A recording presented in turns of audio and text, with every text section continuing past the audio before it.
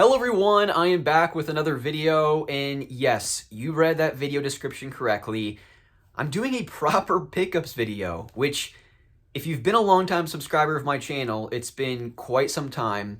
Many years ago, I used to do this with relative frequency, if not every month, every couple of months. I'd get behind the camera, talk through the recent games I picked up, whether it was GameStop, your mom and pop shops, whatever it might have been. And it was something that I think a lot of people did during the heyday of the YouTube gaming community. But with the recent hiatus that I took from YouTube, and even when I was, regularly putting out videos on YouTube, it just wasn't something that I was doing frequently. So much so, just to put things into perspective, the last pickups video I released was in May of 2014, nearly 9 years ago, if you can believe it. I'm very against sequels, and especially animated sequels, because they're usually straight to DVD. They're trash. This one is certainly an exception. This movie is terrific. It's the sequel to my favorite Disney movie of all time, and that is The Lion King 2: Simba's Pride. Just an awesome movie. I have nothing else to say. If you've not seen it, please, please, please watch this movie. I think I look quite a bit different now than I did 9 years ago when I released that video, but that aside, I think my game collecting habits have really evolved and changed since that pickups video. And so today's video is just meant to be a reflection of that. It's meant to be a bit of an insight into the consoles I'm still buying for, both in the retro space, but also for current generation stuff. But before we get into that, I do want to encourage you to check out a video I released not too long ago. It's actually a snippet of a podcast that I record. It's an audio-only thing. It's on my channel now. You can check it out. But it's really just me talking about exactly that, how my video game collecting habits have changed and evolved, really dating back to when I first started my YouTube channel back in 2010, going through college, getting married, up until today. What game consoles am I still buying for? What genres am I still interested in playing? And then some. There's a whole bunch of stuff that I talk about in that video. So I'd really encourage you to check that out. I'll leave a description to that below. But yes, this 2022 pickups video, this is just a bit of an insight into what I purchased over the course of 2022.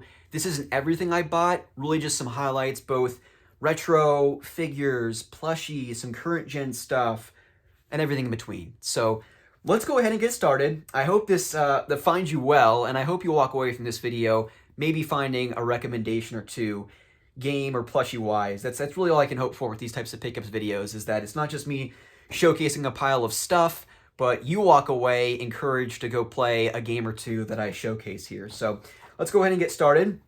First up, we have The Quarry by Supermassive Games. This, of course, is their follow-up to Until Dawn that came out 7 years ago at this point. It's been a while. Really enjoyed Until Dawn. These, of course, are games that really kind of borrow themes from your 1980s horror flicks like Friday the 13th.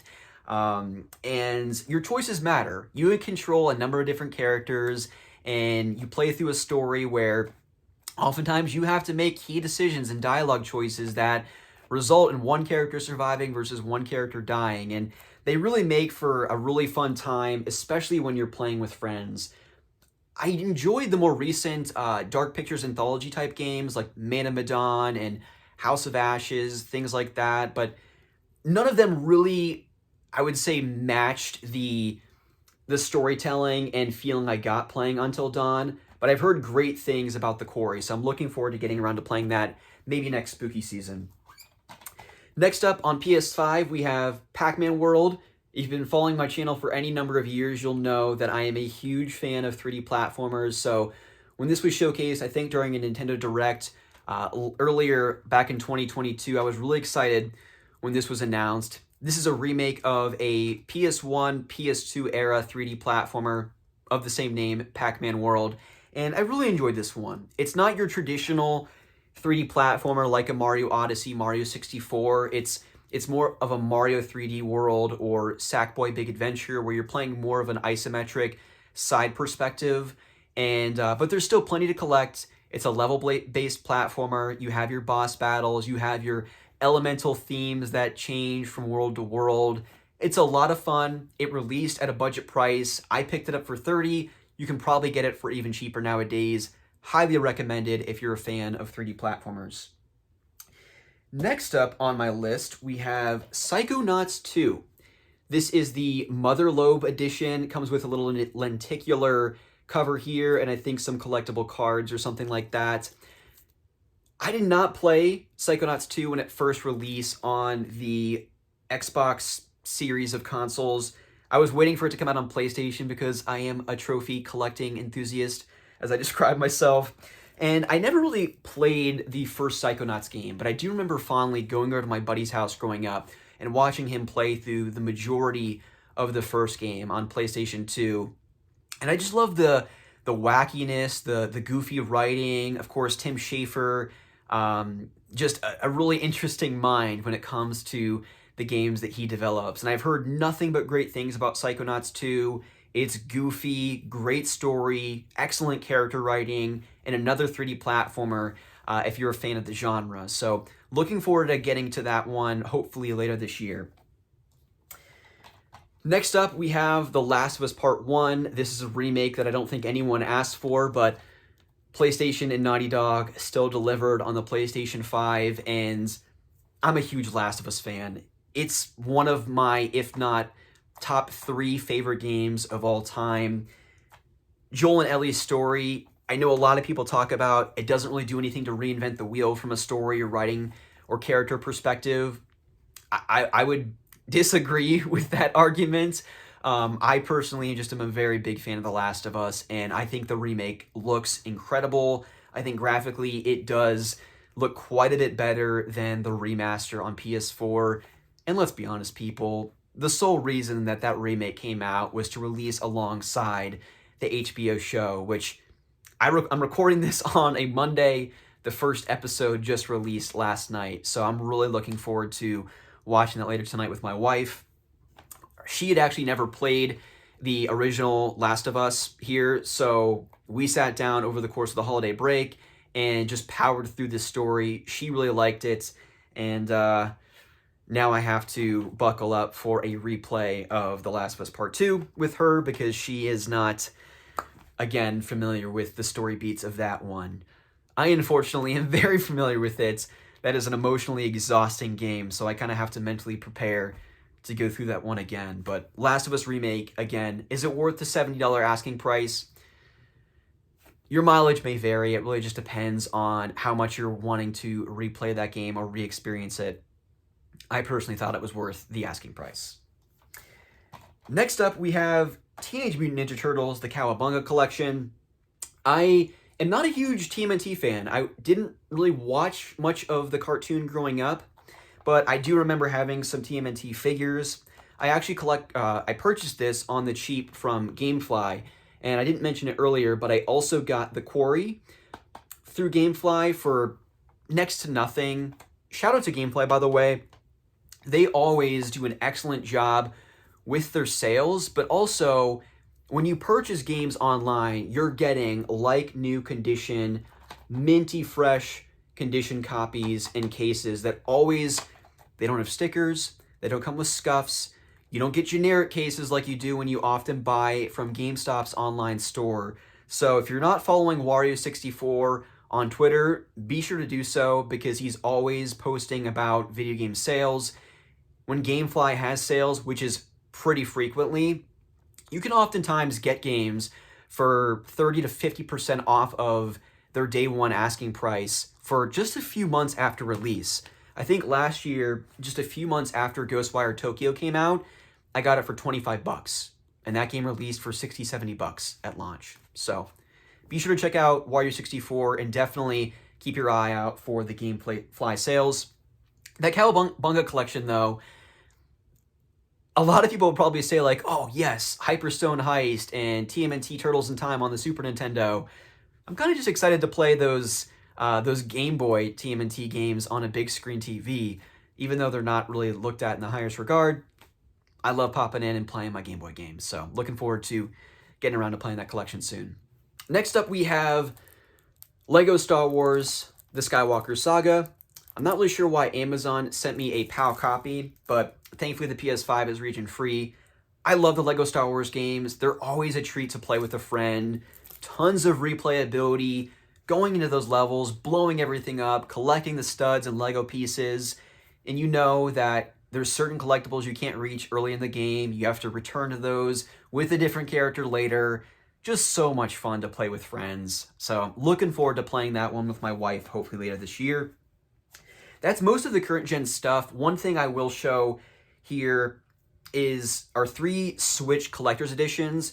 Now, I've been really bad at playing my Switch in more recent years, and really just my retro backlog in general. So that's definitely a goal of mine here in 2023, is to chip away at the backlog, play more of my Switch collection. But I oftentimes pre-order these collector's editions for my wife because she's a huge fan of the farming sim genre, anything farming sim adjacent, and you know that there are a ridiculous number of farming sim games on the Switch. And so here are a couple that I pre-ordered for her and picked up. This first one, Sakuna of Rice and Ruin. This is the Divine Edition.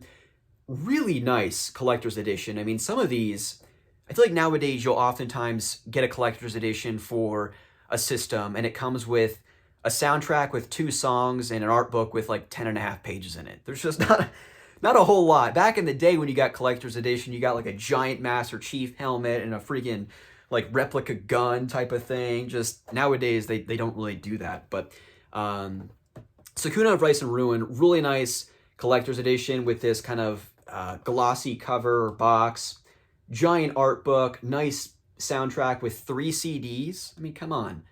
They just don't make them like that anymore. So she really enjoys these games. I myself have really not gotten into them a whole lot. Next up, we have Rune Factory 4 Special Edition. I've tried to get into the Rune Factory series just because farming sims aren't really my thing, but if you add action RPG elements where you're going into dungeons and stuff like that, and there's actual quests outside of farming, that's a bit more up my alley. But yeah, she speaks very highly of this series. Very big fan. She's pretty much played this one to completion, I believe. She really enjoyed Rune Factory 4. And then naturally, we also have Rune Factory 5, the collector's edition for that as well. She's played less of this, but as far as I know, she's enjoyed these quite a bit. So yeah, can't go wrong with those. We have a number of others too, I think, for Story of Seasons and some of that. We have a couple of those collector's editions laying around, but it's always fun to see her really get deep into those games. Next, we are going to showcase 2 adorable little plushies here. The first up is our pal Kirby. Look how cute he is. Oh my gosh. And I had to write this down. I got both of these from Play Asia. This is the Kirby Dream Land All-Star Collection. I always worry about going on Play Asia because it's rare that I walk away from that site without adding like 3 to 5 things into my cart. I'm $100 deep into random PlayStation Vita games or plushies or random other things that you can find on Play Asia. Very dangerous site to visit for sure. But late last year, I got these 2 plushies. This one was $13. It's crazy how many plushies are available over there on Play Asia for relatively inexpensive. So not to encourage you to go to Play Asia and make the mistake that I do and spend hundreds of dollars, but come on, look at that face. You're going to need him to sit on your shelf. Next up, I would argue almost even a more cute, we have the 30th anniversary Kirby Dream Land classic plush here. You can't beat that. Kirby's just so dang cute. And these plush dolls are no exception. And I actually just recently finished Kirby and the Forgotten Land on Switch, which was an excellent time. If you've not gotten around to playing that, highly recommended. Another figure we have here, the Journey Traveler. I got this from the Good Smile Company. You can get a lot of figures on there as well.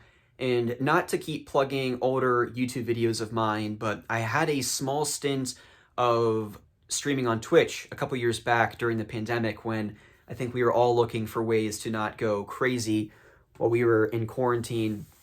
And one of the games that I ended up streaming was Journey. I'd never played it before, and thankfully, while I was having a lot of technical difficulties streaming at the time, I played through the entirety of that game without a stitch, no technical difficulties, and I had a really unique experience because the person I was playing alongside, if you're familiar with Journey, you oftentimes are paired up with a random person around the world. the person I was paired up with was also a first-time player.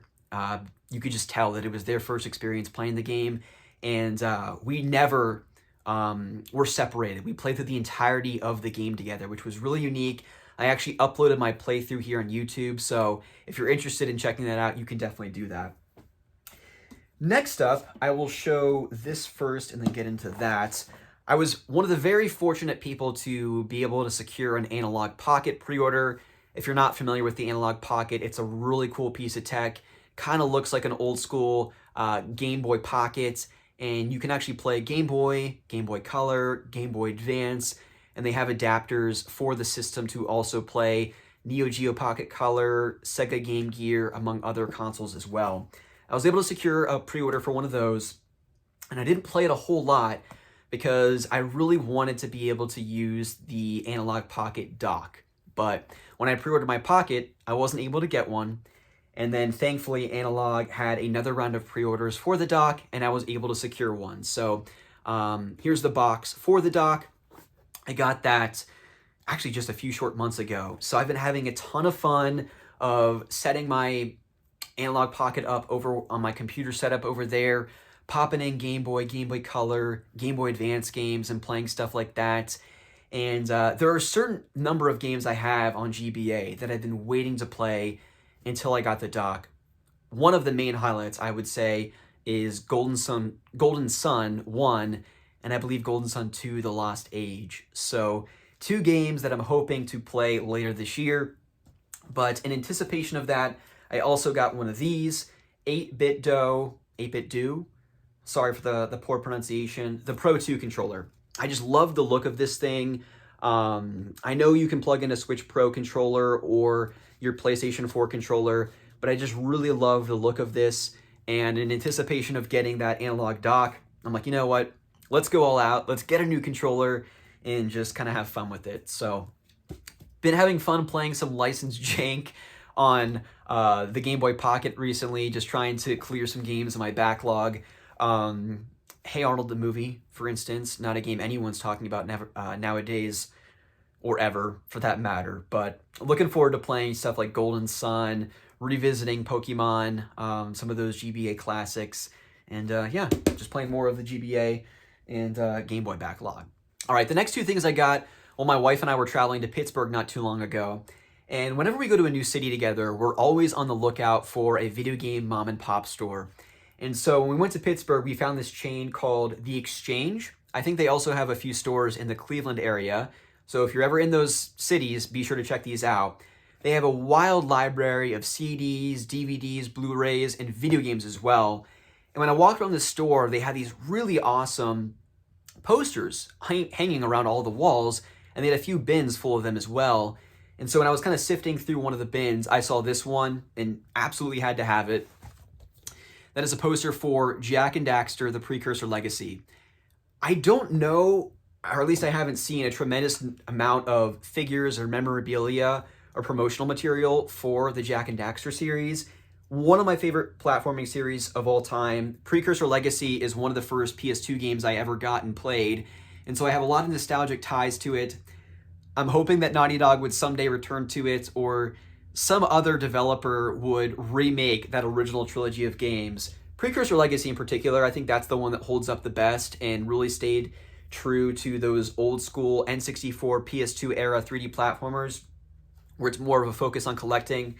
Jak 2 and 3 got more into like open world GTA type stuff that I think a lot of games tried to capitalize on back then. But I saw this poster and I'm like, you know what, I have to have this. It was like less than $10. It came in kind of this laminated case. I'll probably get an actual frame for it and hang it up over there someday, but couldn't pass this up. Had to have it. So really cool there. And then also I picked up this complete inbox copy of Spyro Season of Ice on the GBA. This is a really neat isometric 3D platformer. I really haven't played much of the Spyro series outside of the original trilogy that came out on PS1 and was developed by Insomniac, but after that original trilogy on PS1, there are a significant number of Spyro games that came after on the PS2 and even on the PS3 360. So I've actually heard really good things about these GBA Spyro games that are kind of, again, in that isometric perspective, still doing the same things, going in and out of levels, collecting rupees. You can't beat that gameplay loop. Love my boy Spyro.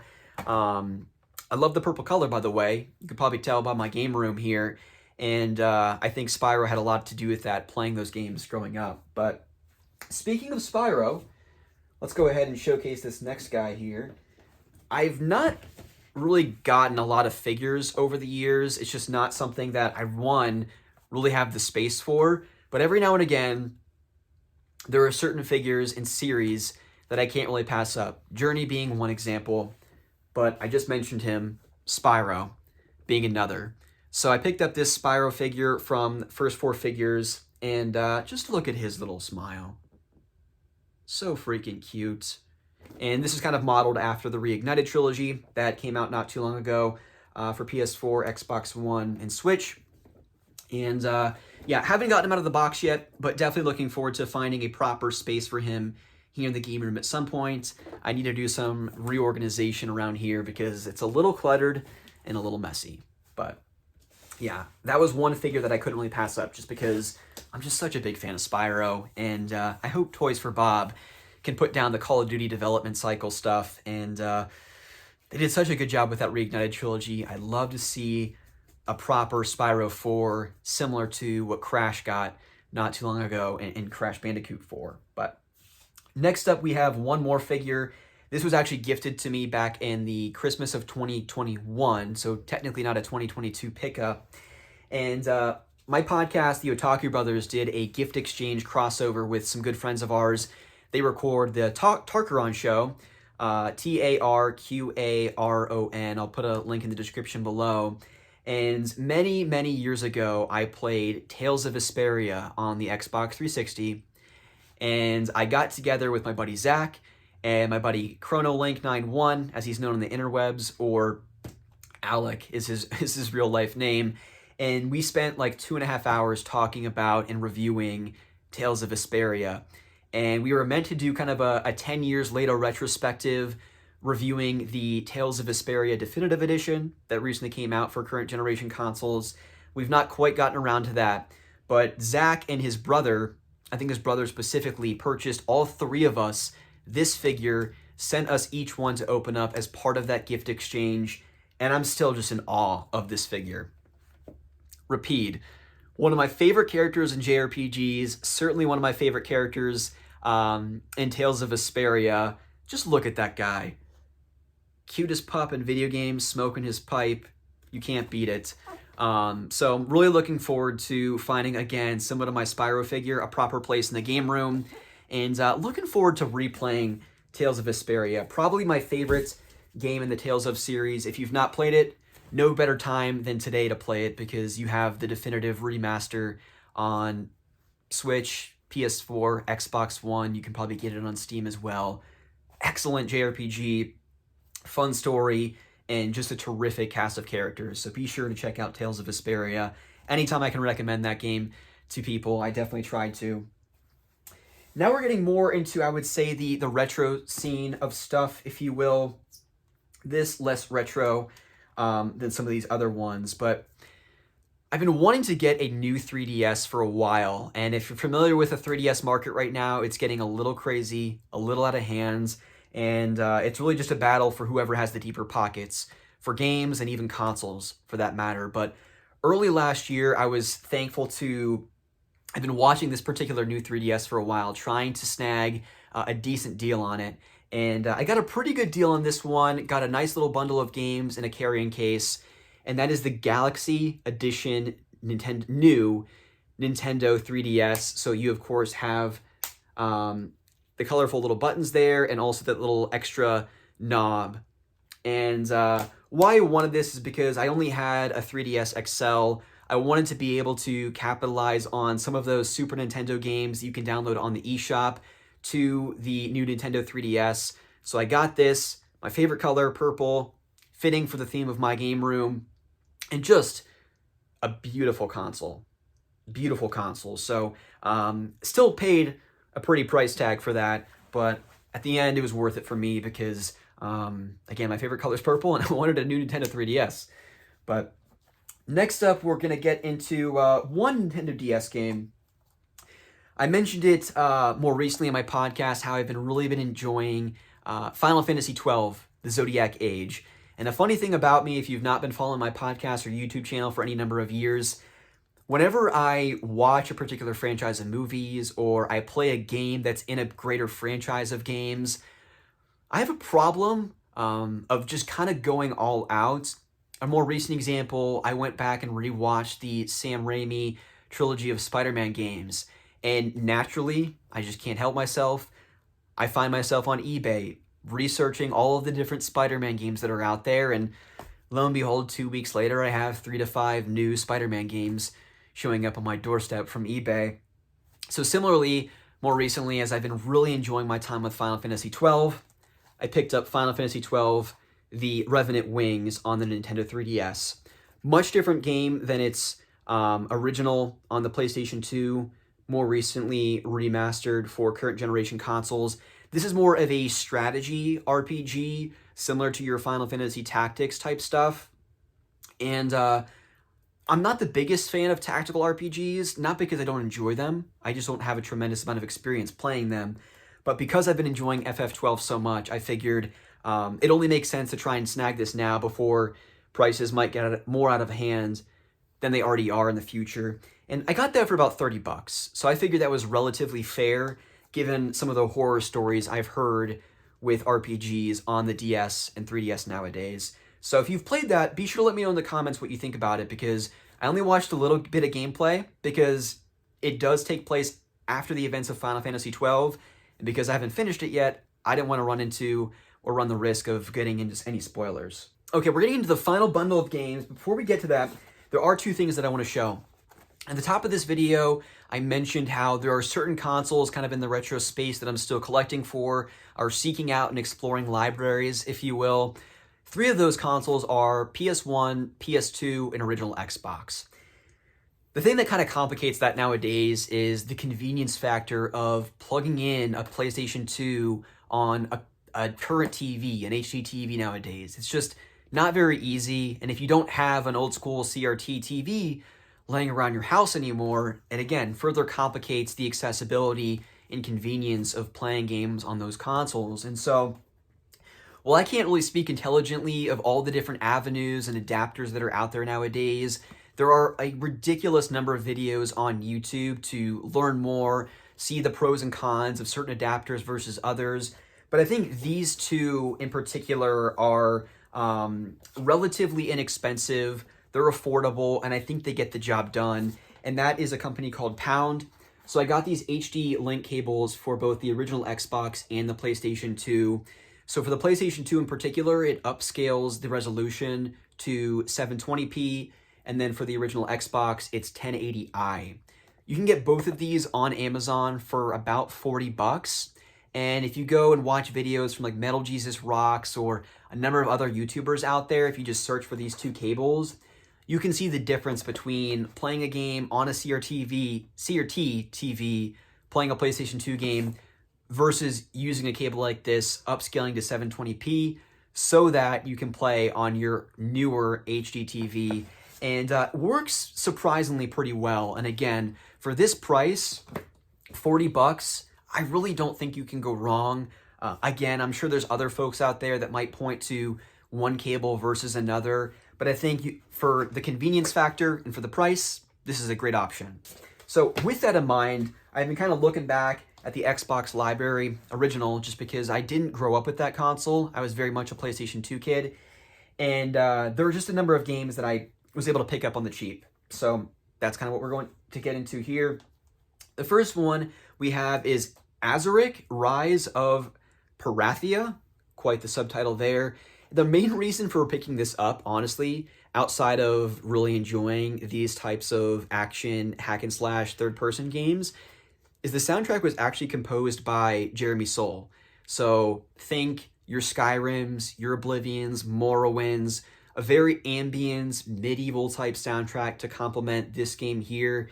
And it otherwise just looks like a pretty decent again, third-person action game. So pick that up for really cheap. Getting back to the theme of watching a franchise of movies and feeling a need to pick up all of the games related to that particular movie series or game series, Pirates: The Legend of the Black Cat. This looks like a pretty jank pirate theme type of game, but went back, watched the Pirates of the Caribbean movies earlier this year. What type of pirate adjacent type games are out there? Lo and behold, 2 weeks later, Pirates: The Legend of the Black Cat shows up on my doorstep. So again, I can't be helped, people. It looks okay. It didn't review very well, but I think to play this for an evening with a friend, maybe streaming it someday, could be a fun time. Next up, we have Sudeki. Quite the interesting cover there. This also kind of looks like a third-person action game. I mean, 5 out of 5 stars by Maxim, everyone's go-to video game publishing site back in the day. I don't know how good this game's going to be. I've watched some gameplay. It looked all right. Again, when you're picking up games for this dirt cheap and you want to revisit the Xbox library of games, I figured it might be fun to play for a little bit. So, all right, this last stack of games I have here, I got for $20 on eBay. I'm a pretty big Tom Clancy fan. More recently, have been getting into a lot of Ubisoft's library with the Assassin's Creeds. And for 20 bucks, I feel like you couldn't go wrong with this stack. So we have the original Splinter Cell. We just talk about how great these green spines and cases are. I really miss those old school Xbox cases. Really cool stuff. Ghost Recon Island Thunder. I'm a big fan of the Ghost Recon series. I'm an even bigger fan of the Rainbow Six series. So Rainbow Six 3, Black Arrow. And next up we have Splinter Cell Chaos Theory. And last but not least, we have Ghost Recon 2, Summit Strike. Now, the main motivating factor for buying a lot of those, particularly the ones that are multiplayer, I want to play those types of games with my brother-in-law, just because there's just not a whole lot of classic co-op games being released nowadays. And I feel like you can't go wrong with the old school Ghost Recon, Rainbow Six type games. So looking forward to playing those with my brother-in-law someday. I also don't have a lot of experience playing the Splinter Cell series, and because that series is kind of dormant, we've not seen a new Splinter Cell for some time, I thought it'd be fun to hook up the old school Xbox, which you can kind of see my old school Xbox right there, and just playing through some of those games. So looking forward to doing that, hopefully later this year. Again, 2023, the year I tackle my Switch backlog and really focus on some of the retro stuff that I have that's been laying around for too long. All right, that is everything that I wanted to kind of highlight and showcase from 2022. Games that I picked up, again, figures, plushies, a whole assortment of things. So hopefully you're walking away from this video with a recommendation or two of games you might want to pick up here into the new year. The last thing I'll mention, at the end of my videos, my YouTube videos going forward, when appropriate and when possible, I want to kind of highlight and showcase some of the videos that are coming down the pipeline that you can look forward to. I'm not going to look too into the future, just here in the near term, maybe the next month or so. What are some videos that I'm working on that you can look forward to? The first of which I kind of mentioned briefly earlier, that I was playing Final Fantasy XII, The Zodiac Age on PlayStation 4. I'm about 30 hours into that game. Earlier in the month, I thought maybe I should just do a first impressions video. But because I'm so deep into the game, I'll probably be finishing it soon. I want to do a full blown out review. So expect a Final Fantasy XII, The Zodiac Age review coming relatively soon. I'll be talking about some of the quality of life updates that they've added as part of this remastered collection, my thoughts on the story, how it compares to some of my other favorite Final Fantasy games, and quite a bit more. So stay tuned for that here in the near term. And then I'm also going to be returning to a series of videos that I started last year called my Game Collection Update series.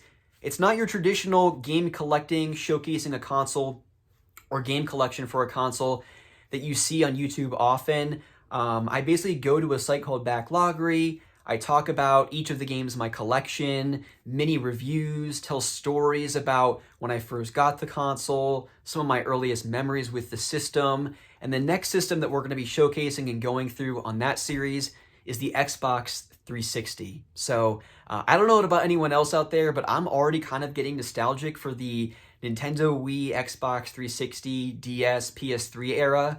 So that'll be really fun to kind of talk through some of my earliest memories with the Xbox 360. I literally still have my original receipt of when I went into GameStop, got my console, and my first few bundle of games. So be sure to be on the lookout and look forward to those videos coming real soon. I want to thank everyone for watching this video. I hope once again that you enjoyed it, it found you well, and you walk away with a recommendation or two. But be sure to leave a comment below to let me know what you think, and also let me know some of the games that you've picked up recently. Thank you so much for watching, and I'll see you next time.